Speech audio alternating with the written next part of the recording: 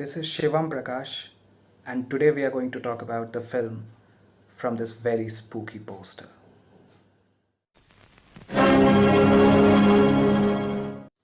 Gets better.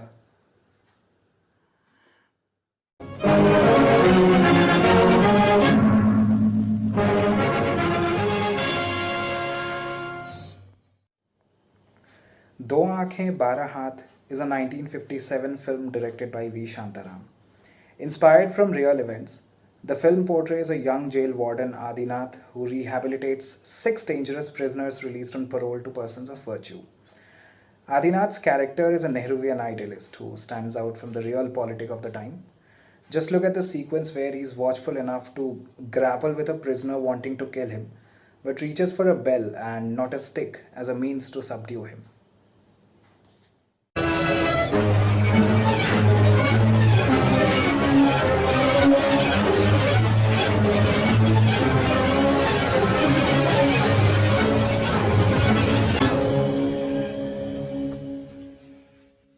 Now get your pipe, Ryan Howard, because we're about to smoke opium of the people. Throughout the film, religion often becomes the medium to unite and control. Shantaram's own character is portrayed as a godly figure, much like Gurudutt's Pyasa that came out the same year.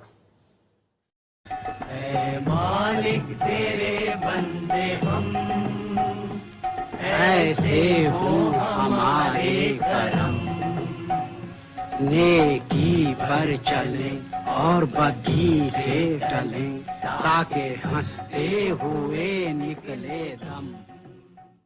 A newly independent country, India is still recovering from its colonial history. The film uses symbolism on various instances to portray socio-economic issues while also trying to light a flame of hope. Look at this sequence from a song.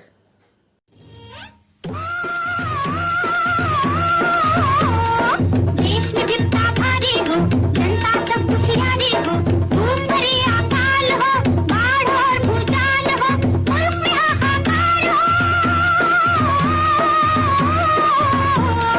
मुल्क में हाहाकार हो, चारों तरफ पुकार हो, तो क्या करोगे? चुप बैठोगे? ना, तो क्या करोगे?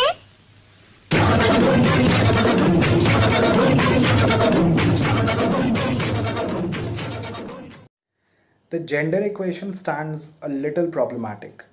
Look at how the only significant female character in the film is harassed, teased, and also physically forced upon.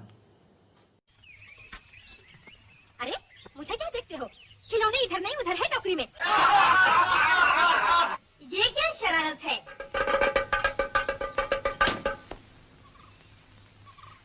एक किसने मारा रे पत्थर?